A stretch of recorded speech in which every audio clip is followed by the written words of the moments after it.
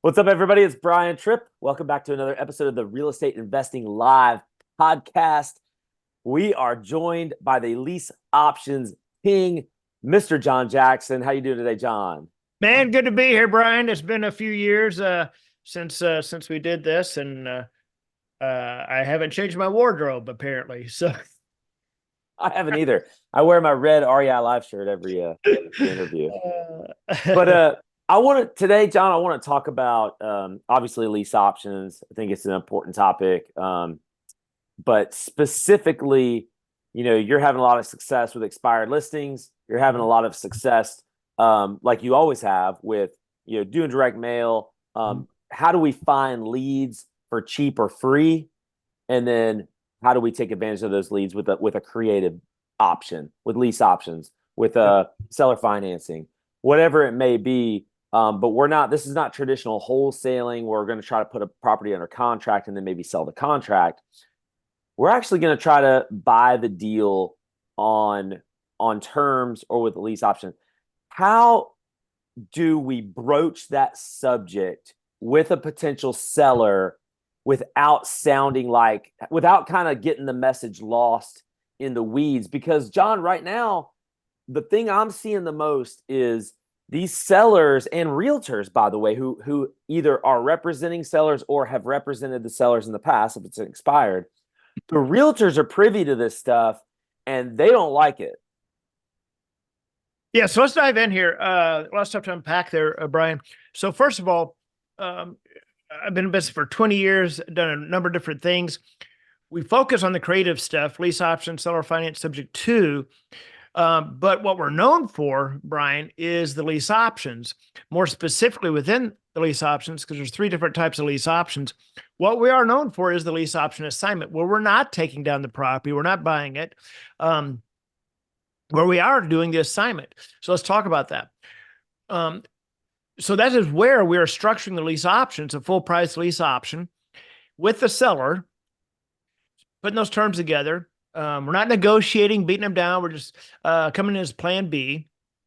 And then we assign that contract to the end buyer. The end buyer is someone that just needs some time or wants some time to get things in place for finance. So we're a marketing company, but our product is the lease option in most cases. So that's what we're doing is we're assigning the lease option.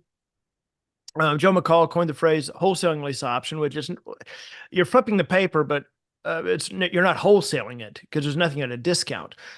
So we're coming in with sellers that are, let's talk about the avatar of the seller and then kind of start to put this together here. The sellers that we're talking to, the sellers we're targeting are typically for sale by owners, expired listings. If we're doing direct mail, then MLS, over 30, 60, 90 DOM. So these are people, these are sellers that have their hand raised that are already trying to sell their house or have tried to sell, and that didn't work. And now they're looking for plan B. We are the plan B. We simply slide in and say, hey, I know you're looking to, still trying to sell your property. We've got a plan B that's may even be better than your plan A. Here's how that works. Here's what the numbers look like. And then we package that up and then we market that to the end buyer. So we are assigning the lease option. We also do full price seller finance. So knowing that our avatar, first of all, are people that are already raising their hands, trying to sell. It's a very, very easy conversation with us. It's the easiest conversation you're ever going to have with a seller because you're not beating them down. You're not negotiating and haggling and this and that. Also, there's no competition. When I say no competition, I mean almost no competition. You can throw me in any market and it's almost unheard of that a seller has been approached with someone looking to do a lease option, especially the way that we present it, the way that we package it.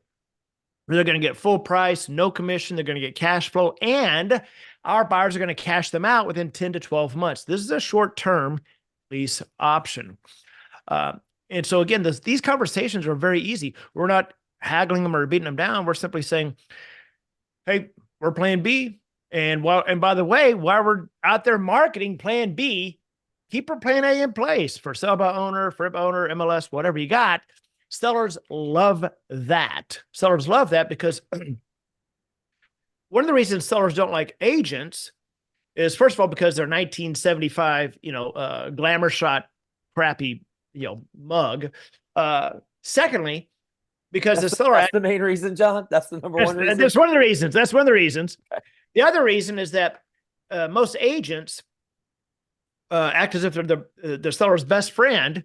But as soon as that seller signs that exclusive right to sell contract, it's like the agent turns and becomes something from some Disney witch. Yeah, I've got you now, precious, right? And they can't get out of that contract for 6 months or whatever, and they feel like their hands are tied. This is the most valuable asset they have. It's their house, and they have no control over it because that agent has them locked into a contract. Now, I'm painting a broad stroke here, but you get my point. So sellers don't like that. We come in and say, hey, we do the opposite of what an agent does. We say, hey, you're on one side of the boat, stick with your pole in the water, hoping for a fish, hoping for a bite. Keep that pole in the water. Do not remove that. Let us go over here, cast a net. And if you catch a fish first, just let us know. You don't pay us anything. So there's no lose, no risk for the seller. But that's what we structure as the lease option assignment. So, I mean, there's a lot to unpack here. You just said that. I asked the question that there's a lot for you to unpack. There's a lot for me to unpack too. Number one, I think you said something that's I don't hear very often, and the only times I do hear it is from people who've been in real estate for a long time, where you said specifically, you're not wholesaling a lease option, because wholesaling means you bought it and then you're reselling it at a whatever price, at a higher price than what you got under contract for. You're not doing that. You're not buying anything. You are assigning a contract you already have. Let's just talk about the assignment first and foremost. Yep. There are a lot of different states who are coming in here and saying they're say wholesaling, but they really mean assignments. They're outlawing them. Like, assignments you can't really do it that way anymore in a lot of states now. But that's specifically with assignments, not wholesaling, not buying and then reselling. Are you running into that? When you start to assign a lease option, you're still assigning a contract. Are you running into any of that? So we haven't had one issue whatsoever in any state. And we do this, we're not in all 50 states yet, because I've only got a certain number of students, but we've done it in Oklahoma, in Illinois, where supposedly you can't assign a contract. What happens is, with the assignment, the legality of an assignment is, with a wholesale deal, that transaction has to close at a title company, right? The title company is going to go, oh, wait a minute. Whoa, you can't assign this. You can do transactional funding. The lease option does not. There's two closings in a lease option. There's the lease option closing, which is a kitchen table closing. No attorneys, no title companies, no notary, no nothing. Boom. Like, we close these on DocuSign. Okay. But yeah. I want to stop you right there. There's the first closing you're referring to is you, the investor, with the seller, just putting it on paper that we're doing a lease option. There's a lease, and then there's an option contract. There's two separate contracts, and you're signing that, and you effectively, the investor, John, you are the one who is leasing the property from the seller. Did I get that right? On paper. So in other words, we give ourselves 90 days to market this property, but that first actual closing is when we have that buyer. They give us our assignment fee, they sign the paperwork, and they start, they're moving into the property. That's that first closing. Okay. Well, tell me what contracts are that? The contracts have already been signed, I guess, between you and the seller. You're now taking that contract and assigning that contract to a buyer. Is that what you're talking about? Yep. So there's a kitchen table thing between you and a seller. Then there's another maybe kitchen table event that's going to happen between buyer and seller and you. Mm-hmm. Yep. Yeah. So the closing's super easy of the lease option. Okay. Because we have a contract now that we're marketing. We find the buyer. If it's in person, we do literally kitchen table closing, or if it's virtual, DocuSign, boom, they wire us the money. There you go. So that is closed. Okay. That lease option, if you will, is closed. Now that buyer still has to get financing. Okay. when we go help that buyer get financing, that is the closing that happens at a title company because Correct. it's a traditional closing. Well, the title company is going to get the documents from the lender, right? Hey, here's they'll prepare the HUD and all that. So it's not like a wholesale deal where the original paperwork goes to the title company and that has to close. So we haven't had any problems assigning the lease option in any state. So I'm glad we're talking about this too, because we're kind of in the weeds, but I think the people who are watching videos like this or listening to stuff like this, they're already in real estate probably, and they want the weed stuff. They want they want to get into the details. And I think that this is interesting. So at this point, so you've got your contract with the seller. There's a purchase contract and there's a lease. And now you're assigning all this to a buyer. You're the glue, though. The investor, the middleman, so to speak, the middle person, is the glue that's kind of holding everything together. You have the knowledge, you have the expertise. You, in a way, I don't know if legally you're a fiduciary, but you kind of have fiduciary responsibilities there because you're holding everything together. You can't really leave that transaction, though, can you? You can't just be completely hands off. Like, I've assigned this over, I've explained everything. Now, whatever you two do from this point forward, if it goes through, great. If it doesn't, that's kind of on you. Peace. I made my money. I'm out of here. Yes and no. Can you? Because this is not like a subject to. That's a whole other 3-hour interview, right? And how people are screwing that up. But we can touch on that, though. I think it's important to touch on that. Yeah. But go ahead and finish your point. So with the lease option, you've got the contract between leasing to buy and the seller. Okay. And it states in there that we're going to assign it. There's even the assignment is in the original documentation. Like the seller sees absolutely, this is full transparency. That's incredibly important, guys. As an investor, especially if you're new, don't listen to the crap you see on Facebook or some of these groups. You need absolute truth and transparency with all parties involved. So the seller sees absolutely everything. They know we're a marketing company. They know what we're doing. When we assign that to the buyer, that same document is what the buyer gets. There's not it's not a shell game. Oh, the buyer sees this, but not this, and blah, blah, blah. No, they see it's the exact same. It's the same paperwork, and we're going through everything with them. They see the assignment of agreement, what they're putting down, all of that. So there's only one set. There's only one set of documents, if you will. We all get copies of it, but there's one set of documents. So we assign that to the end buyer. Now we could just go, okay, good luck with everything. But to have the success rate that we have, we put that buyer in touch with our lender. Hey, you're at a 650 FICO score, this and that. DTI is amazing. You're gonna need a couple of little things here. We're gonna put you in touch with our lender from the get-go, so you can start that communication to help them get financed. So we do not have, unlike subject to, we don't have fiduciary responsibility in this. Subject to, this is very important, guys. So many people are brand new to real estate. They have no clue, no money, no capital, and they're going on by what they see in a Facebook group. Or, I mean, the crap I see is nauseating. The advice I see these people give in some of these groups for subject to people that are brand new, don't have a clue. Locking up a subject to, the seller thinks the house is sold. They think it is sold. They think you're going to make the payments on it, but you haven't told the seller what you're doing. You go out and throw it on Facebook. Hey, entry fee, $40K, blah, blah, blah. The buyer comes in, pays that, you close on that. You make your $10K or whatever, $12K. You think you're a baller. Listen, guys, you still have a fiduciary responsibility on a subject to. I made this post the other day with a subject to, and I know you commented on it, Brian, with a subject to, you are never, never, never out of that deal until that underlying mortgage is paid off. So you could be 25 years old, jumping into a Facebook group, having no clue what you're doing. You're getting the wrong advice. You assign a sub to, and when you're 50 years old, something goes wrong and you're still on the hook.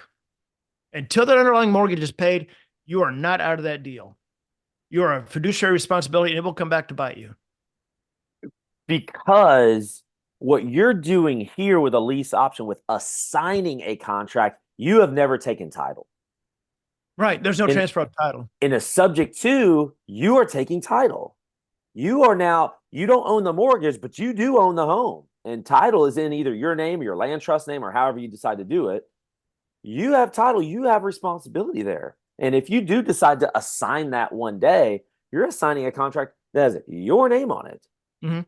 Yeah. Yeah. So, and yeah, exactly. You sign a contract saying, I will be making these payments. I will be taking over these payments.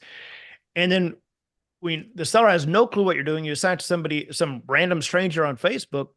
And this happens all the time, guys, where that end buyer doesn't know what they're doing. And they pay their entry fee and they're like, and then they don't know what to do with it. They don't make the payments. You're on the hook. Yeah. That's an important distinction. I'm glad you brought it up, but I want to get back to this, you know, so you're putting in a lease option, you found a quote unquote tenant buyer. I was always taught to call them a tenant buyer. We're not renting to own, we're leasing. This is a lease option. You have the option to buy. You're getting a tenant buyer now. You have found this person through various marketing, which I do want to ask you about that, how the marketing coincides, but I'm going to get back to that. You put the deal together. The tenant buyer is now in a contractual relationship with the seller. You're putting the tenant buyer you found as the investor, you found this tenant buyer, you're putting them in touch with a lender. John, are you finding just don't care about, you're not checking anyone's credit, you don't have any idea what their credit history is, bankruptcies, foreclosures, whatever it may be, 500 credit scores, 490 credit scores. You don't know, you don't care. You're putting them in touch with a lender, and it's probably, you don't know this, but it's probably never going to work. I mean, are you just not doing anything at all and just the first person along that comes with the money? How do you navigate that without checking someone's credit, or are you checking someone's credit? How do you do that? Yeah, that's a great question. So, so when we have a buyer, interested buyer, they go to our website, or if our students have an interested buyer, they send their buyers to our website to fill out the application. I'm actually the one that processes the application because I've done it for 20 years. I've seen thousands of applications. I'm looking at, the very first thing I'm looking at is debt to income. If they're close to 43%, they may be fit for our program, but not for that property. So I'm looking at DTI. I want some cushion in there. Next thing I'm looking at is the tri-merge mortgage report, what I call the tri-merge report. So I'm looking at all three reports, scores, what's on there, what's going on that would prevent them from getting financed now, what would need to take place in order for them to get financed. So I turned down plenty of applications, but the majority of properties we work with are 300,000, 400,000, 450, whatever. Most of those applications I get for those houses are going to be pretty solid. Not to say I haven't turned some down. I did a few weeks ago for a condo in where it was, doesn't matter, Massachusetts or someplace. But I'm looking at them from how is the lender going to look at this, right? Are they self-employed? How long have they been self-employed? Those types of things. There's educators out there and some of them have been around for a very, very, very, very long time. I won't mention anyone's name, but there's some educators out there to say, you know, I don't care if they don't make the payments. As long as I get that option fee, I'll kick them out and do it all over again. Okay, well, guess what? You just screwed over, the buyer, and your success rate goes to crap. So our success rate of these buyers buying is over 95%, which is absolutely unheard of in the industry because we want them to get financed. So you're sending them to a website and you are checking their credit. You are, you kind of have to. Oh yeah. I mean, and like you said, so when I was first taught this, many, and I'm not going to name names, many years ago. We should have a podcast where we just start naming names. Yeah, we call it the name names podcast. You name names. I don't know if there are any Seinfeld fans out here. But so I was taught that, like you just said, the success rate for lease options has, in what I've seen with my own experience and what I've heard from other investors, other people, that the success rate is like 20%, Yeah, that's about what I've heard. Yeah. 25% at best. And that's because the way I was taught is this is a sandwich lease option that you're talking about. You mentioned there's three types of lease options. I'd love to know what you think those three are, because I think there are like 10 types, but maybe some fall into other categories. But with the sandwich lease option, where you're in the mid, the investor's in the middle, that's why it's called a sandwich. You're getting the option fee. Mm-hmm. And that is, and I guess there's three ways to make money. I was always taught there's the upfront option fee. Yep. There's you're going to get the difference between what you're going to charge them a rent, the new buyer. You're going to charge whatever their lease fee is versus what the mortgage is. You're going to get that difference every month until they close. And then there's a fee at the end. Hopefully, you've created some margin there at the end. Once it sells, you're actually going to get some money on the back end too. So in this scenario, you've got these three things, but like, I just want the option fee, and maybe I'll collect some rent. And if it doesn't work, it doesn't work. I'm out of the picture. Just like the subject to guy, I'm out of the picture. Bye-bye. Subject to is different because you actually own the property, take title. This one, hey, I'm out of the picture. But John, you mentioned something important. If you have a 90+% success rate, now you can go to these sellers with confidence that you're going to get their property sold. And that's an enormous selling point, because you're talking about someone who just was locked in. Like you said, we're locked in to a contract with a realtor for 6 months minimum, maybe some cases 9 to 12 months. Property doesn't get sold, got a bad taste in my mouth. I don't want to sign another contract. But John Jackson comes along and his students come along, helps the seller get the thing actually sold. That's a big selling point for you. Yeah, it's when you've got the systems in place, then you can go to approach these sellers with confidence that, hey, this is what we do, right? This is exactly what we do. Here's the system. Here's why we do it. Here's why we do a 12-month contract.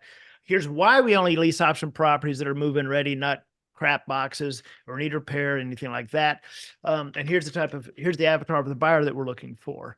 And so with those systems in place, that's what makes the success rate so high. Early on in 2003, 4, 5, whatever, I certainly made mistakes, and the headaches, when I started looking at the headaches that I had, it all came from doing lease optioning properties I shouldn't lease option. Maybe they need a little bit of repair. Maybe they're lower priced, which that just attract not buyers, they attracted renters. They just happen to have the down payment because their grandma died and left them, $8K or whatever. And so when I stopped doing that, only working with specific type of properties, nice move-in ready houses above a certain price range, bringing that kind of product to the market attracted a better, higher quality buyer.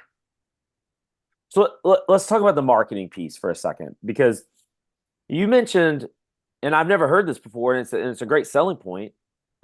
You're not locking. When I was doing lease options, I was locking the seller into a contract, basically. Now I'm leasing this from you. I need 3 months, 6 months, whatever it is. You cannot go market your property to try to sell it, because now you've locked into a contract with me. You say you don't do that. You can keep putting your line in the water over there to try to get an actual buyer to come and buy it day one, close on it immediately. I'm going to be over here with another line in the water trying to lease option the thing. Whichever one comes first is the one that's going to do it. How do they get marketed simultaneously is my ultimate question, because they're going to have a sign in the yard for sale by owner or whatever it might be. You're going to have a sign in the yard saying lease to own. And I've seen your videos where you've got what are they called? The directional signs down the road. Yep. You're doing the whole thing, and you've got it on Zillow, Trulia, whatever it is, maybe. But they might as well want to do that. How do you market it simultaneously? Yeah, so it's really easy. If they have it marketed, the only thing we can't do is if they have it marketed on Zillow, we can't put it on Zillow. Outside of that, we're on Facebook. We're on our website, Facebook Marketplace, Craigslist, some syndication websites as well. And while they're marketing it, we're just marketing the same way. We're marketing it through our channels. If a buyer comes along to them, great, just let us know. But it's almost never does a buyer come to us and say, can I just buy it? Right. That's pretty rare, incredibly rare. So they're doing their thing, but maybe their thing is a sign in the yard and their Facebook Marketplace. We've got our signs in the yard, which are different. Because here's the thing: if you have a real estate agent, let's say you've got a Remax sign in the yard, and I put my sign next to it. This is leasing to buy, my branding and all that. My sign's going to get a lot more calls than that agent, because people are going to drive by it and go, "Oh, hey, wait a minute, leasing to buy. Shoot, maybe I could do that, right?" And so I'm going to get more calls than the agent will with the sign in the yard. Same thing with for sale by owner. Right. But I guess my question is, are there times where there are two signs in the yard? Uh-huh. Yeah. And that's just, yeah. Hey, for sale or lease purchase. yeah. Seems strange. I've never seen that before. I've never, even driving around, I've never seen that. Yeah. And I would even venture to think that if, say I'm calling on an expired listing, most of the time, and correct me if I'm wrong, but most of the time they might want to actively sell it, but they're not really actively even selling it anymore. Sometimes they get so fed up, they're like, let's rethink this. What are we going to do? Well, then we're right there, hit them up with a text, right? Or maybe direct mail saying, hey, we're your plan B. So that comes back to the very first question I asked you, because I think that this is where a lot of people get tripped up, is right out the gate. You said it's an easy conversation. You said we're a plan B. And you don't have to give away any trade secrets if you don't want to. Go be as transparent as you like to be. But I think there are a lot of people that like to know, what are we saying? Are we sending a text message? I think a lot of us can probably get a list of expireds. I think we know a realtor or can pay a realtor, or maybe we are a realtor, and we can get a list of expireds. But even the list of expireds is not going to give you a phone number. You still got to kind of skip trace it and find a phone number. So maybe I find a phone number and I'm texting these people. What am I saying? What's that initial conversation even look like? Because it seems like it could be intrusive if it's not worded the right way. So first of all, my students we utilize a platform. I call it the Zillow Zapper. But it'll do a number of different things. It'll scrape Zillow, it'll scrape Craigslist for sub owners, pull that data back in their dashboard. It'll also scrape expireds or most any list we want. But it'll pull that data, put it in their dashboard, and then they click a button, click, and send off a specific text. Depending on if it's for sub owner, for owner, expired, whatever, that verbiage is switched up a little bit, right?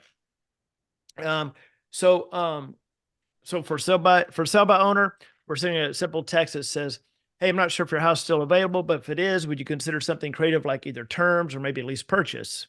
And that's it. And then they reply. The purpose of the text, guys, that you're sending out, that first text, isn't to sell them on what you do. It's to engage them, get them to engage. So think of a door-to-door salesman. You ring the doorbell, bing bong, that's your text going out. Boom. They open the door. That's them replying back. Now you've got conversation. When they reply back, you don't go back and forth on a bunch of text messages. You just boom, you pick up the phone. Hey, this is John. You and I were texting back and forth about your property, about maybe doing something creative. Just wanted to see if I could get you on the phone, talk a little bit more about that, see what you're doing, what's going on, see if there's a way we could help you. Yeah. And then when you're talking to the seller, when I'm talking to the seller, I almost never ask anything about the house. I don't give a crap. Mm. How many bedrooms does it have? How old is the roof? Blah, blah, blah, blah, blah. I don't give a crap. Because first of all, I'm looking at it online anyway. I'm looking at the house online. Right. I don't need to know about the house. What I need to know is the story. Mm. Secret is in the story, guys. What is their story? Well, it's a beautiful house. How come you're selling? Oh, and then shut up. See what they say. Well, whatever. I'm relocating for my job's relocating me to wherever, Jacksonville, Florida, blah, blah, blah. Oh, wow, man. How soon are you supposed to be in Jacksonville? Well, it's supposed to be there March 1st. Holy cow, man. We got to move fast, don't we? right? You're finding out their story. What is their pain point? Because the secret is in the story. The most important thing, guys, I would say to real estate, but I'll say for this conversation, the most important thing to creative real estate is not being a math wizard. You don't have to be a math wizard to do what I do. I mean, it's so easy. The most important thing to creative real estate is empathy. You don't have empathy, you're screwed. You have to be able to have empathy for that seller situation. Once you have that, you can build that communication up, that relationship up. Then we simply, in our case, we simply send literally 2 copy-paste emails to them. And then we follow up with them and go through there. I always say, be the real estate doctor. Be the real estate doctor. You're listening to their situation. What's the pain point? Where does it hurt? How about, how bad does it hurt? Et cetera, et cetera, et cetera. And then you say, well, based on what you told me, I've got a couple of prescriptions I could write. One is the full price lease option. Here's what that would look like. Or as I'm looking at your property, I see it's got you've got an acre there, acre and a half with a workshop. I'll tell you, another prescription would be seller finance. Here's how that would look. And so when you write the prescription, it's not, as a real estate doctor, it's not your job to make them take the prescription. Your doctor, when he writes your prescription, doesn't throw you in his Mercedes and drive you to CVS and make sure you take the prescription. That's not his job. Your job as a real estate investor isn't to make them take the prescription. Your job is to be empathetic, listen to their problem, their situation, their pain, and you write the prescription. And you may not even write it on that first phone call. You may say, well, let me do this. Let me do some work on my end. Let me pull some data. Let me gather some information. Let me get back with you about a possible prescription, right? Now, it just so happens in our case, the most common prescription is the full price lease option, but it's not my job to make it take them. Why is that, John? Why is what is so attractive about the lease option? Not only from an investor standpoint, from your side of it, but to the actual seller. So they're going to get full price. We're not negotiating. They're going to get full price, no commissions. That saves them 6%. They're going to get cash flow each month. And our buyers are going to cash them out within 10 to 12 months because it's short term. How are they getting full price? You're taking a fee, right? We are. What we do, and I don't want to get too deep on how we set the numbers, but it's pretty easy. If they're asking, say, $400,000 for their house, they're going to have to negotiate, probably pay a real estate commission, right? Boom, boom, boom, boom, boom, boom. We come in, we're going to set that price at about 408. We're going to set it about 2% higher. So although our fee comes off the top, it's going to eat into their equity a little bit. It's going to eat into a lot less than 6%. And they're going to get cash flow. And they didn't negotiate. So they're going to get very close to full price and get the cash flow. So, and I know it's your strategy to do lease option, but why are you doing lease options? Why would you not do, you alluded to your post. Why would you not do a subject to? Why do you not want to take title? Why would you not wholesale the deal? I guess because you can't offer full price if you wholesale the deal. But why would you not do any of these other strategies? Why lease option? Why is that preferred so I don't like, for you? So I don't like wholesaling because I don't like crap boxes. I don't like houses that smell like cat urine. I like nice, pretty houses. I don't like to negotiate. I don't like competition. I don't like putting up bandit signs at midnight. All that crap, you got to do. I've done all those things, by the way. Yeah, we all have, right? So I don't like that. If the conversation with the seller leads me to say, hey, we could just take over payments based on their pain. Okay, let's have that conversation. But because the avatar seller that we're marketing to, because of our marketing, most of these sellers aren't to that level of desperation. They're not going to go, yeah, here's the deed to my house, right? So because the avatar seller that we're targeting and the marketing that we're doing, they're not desperate, but they're very open to a plan B. They're not going to deed their house over. They're not going to, do a subject to. They're not going to take 50 cents on the dollar. They don't need to. They're like, no, I'll just let it sit there, right? And so because of that, that's why we do so many lease option assignments. Yeah. And John, I've done a couple of subject twos, but I cannot think of legitimately a reason why I would do a subject to instead of a lease option. A lease option solves most of my problems. But subject to, I don't with a lease option, I don't have the liability. I've never taken title. I don't have like you said, the actual legal fiduciary responsibility there. And so I've never really understood, the whole subject to model unless you are getting it for 50 cents on the dollar and you're just taking over payments, unless you're getting just a steep discount and your goal is you're going to hold it, you're going to personally hold it long term, or you're going to personally sell it Right. one day down the road. I just can't, it just doesn't make any sense to me. Yeah, I mean, subject to is a fine strategy, but you have to know what your exit's going to be. Most of the subject to that's marketed out there now that you see, you're getting the end investors getting it at full price, if not slightly above. And maybe the interest rate's at 5.65, 5.75. It's not that great of an interest rate. And so that doesn't make sense to me. But subject to is a fine strategy. One, if it helps us, if it truly helps the seller, and two, that you know what your exit's going to be. But above all that you're in a position to make those payments to the seller. Same thing. So with the sandwich lease option, where you stay in the middle, like you mentioned before, I will never, ever, ever, ever have a course on how to do a sandwich lease option. I teach my students how to do it if it comes up, but I will never have a course on how to do a sandwich lease option, because a sandwich lease option is not for a newbie either. Because if you haven't done 4, 5, 6, 8 assignments, you shouldn't be doing a sandwich lease option, because you really don't know that exit strategy. You don't know how to do the marketing. You don't know how long it's going to take to find somebody. And the one thing you don't ever want to become in real estate, guys, listen to this. You never, ever, ever want to become the desperate seller. And if you've got a sandwich lease option and you can't find a buyer, you just became a desperate seller. When you make your first empty house payment and your second empty house payment, and now you haven't found a buyer, and some guy calls you, all of his belongings are in the back of a 1985, F-150 pickup because he just got evicted, but he's got some money to put down. You're like, oh, okay, yeah, let's do it. You just became a desperate seller and you just created a nightmare for yourself. Yeah, and then to distinguish the difference is the sandwich. You've never assigned anything over to a buyer. You are still on the You're hook. subletting it. Yeah, you're subletting You're it. subleasing it. So, John, I did this when I was really, really new. But you know what I did to kind of combat? And I just thought of this. I'm sure millions of people have done it, but I just luckily kind of thought about this. But to kind of combat or to protect myself against becoming like a desperate seller, I've done a few of these actually a long time ago, 2012, 13, 14, where I did a 5-year option.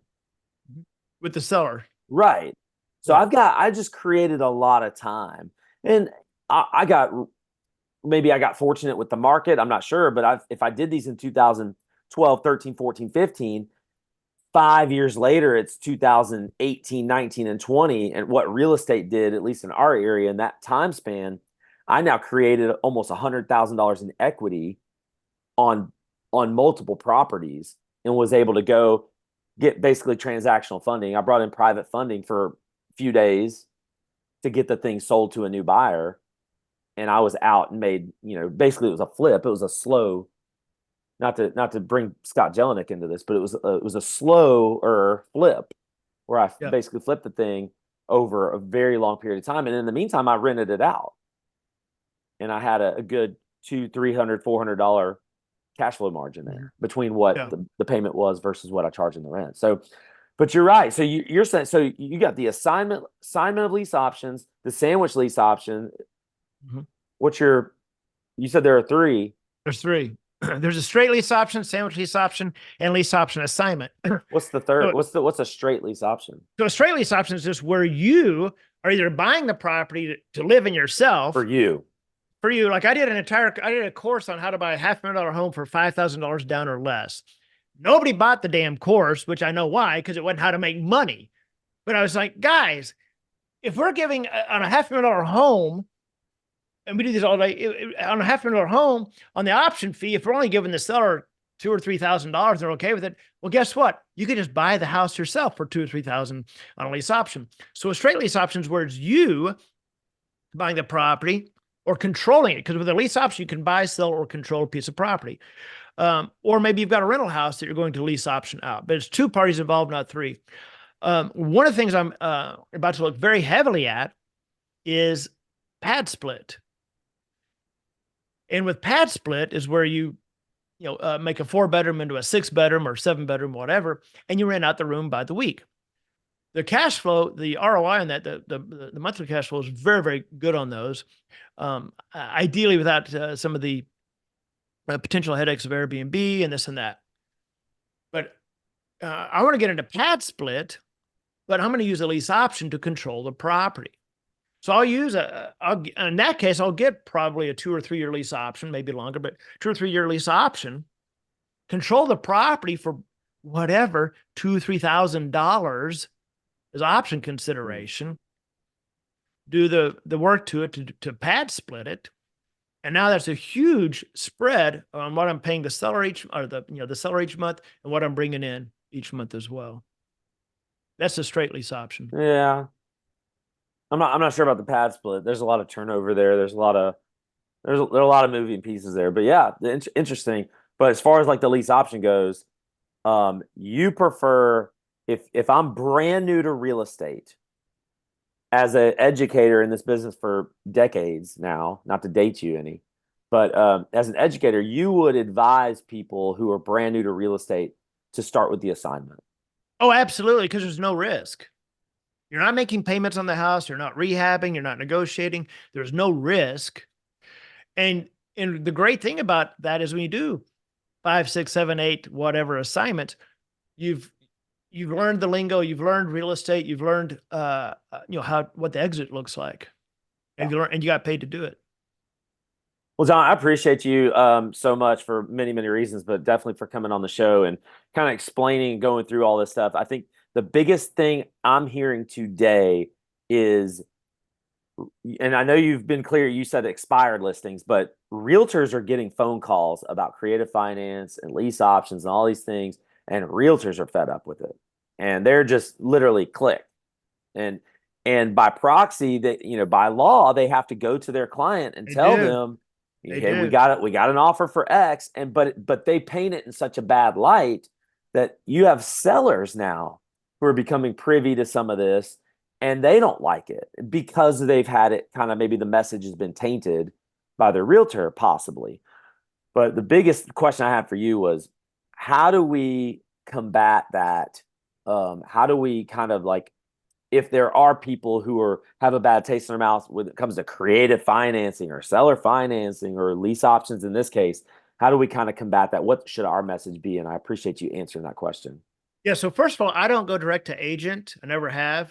I have no desire to, because now I've got to educate someone who doesn't know anything about lease options and hope that they relay the information to the seller correctly, which they're not going to. They're not going to. So I don't like that. I just did yesterday. I did a direct mail campaign to MLS over 45 days in the market here where I live. That'll hit next week. And you can, by the way, real quick, you can do that because you're not a realtor. If you were a realtor, you are not allowed by law in most states to market to a property that's already listed. Right. So I send direct mail, but it goes to the seller. It's a very specific direct mail piece, trifold brochure. They've got to open it up. It's not some crappy little yellow postcard or whatever. They call me then. They call me, hey, I got your thing in the mail. Curious about how this works. So I don't go direct to agent. Because now you got to educate the agent, and I just don't do that. And they're still going to pay a fee. There's really not going to be a way you can get around that agent fee. There's just not. I mean, I don't know if many agents are just going to bow completely out. Yeah, I've certainly had it happen many times, but I never tell the seller to cancel the listing. I always say, keep that listing. Keep that listing. Let's do our thing. Let your agent know what you're doing. And, let's do our thing. Yeah. Awesome. Yeah. John, I appreciate you, man. All right, man. Thank you for educating our community. Tell everybody how they can get a hold of you or how they could potentially, I know you got some free giveaways. You usually do. I should say, I don't want to put words in your mouth. We didn't talk about this beforehand, but usually you've got some awesome stuff that you can give away to folks. Yeah. So if y'all want to have dinner for free on Brian's tab, I'm giving that away. Giving that away in Birmingham, Alabama at Perry's Chop House. It's fun. Did we go there? I forgot I took you there. Yeah. Oh man, Perry's is awesome. My I favorite love it restaurant in there. Birmingham. No, you can go to my website, leaseoptionclasses.com, leaseoptionclasses.com. You see a bunch of videos and you get some free, you can get some sign up, put your email in there, get a bunch of free stuff. I think you get my lease option calculator, I think you even get my pre-drafted emails in there, but leaseoptionclasses.com. If you want to see actual deals, real life deals that we're doing, you can go to leasing2buy.com, leasing2buy, T-O-B-Y, leasing2buy.com. And you'll just see the deals. You'll see probably new deals every, 2 or 3 pop up every week that we've got under contract. It's awesome. John, Yeah. thank you. Appreciate All you. right, Brian. Take care, man.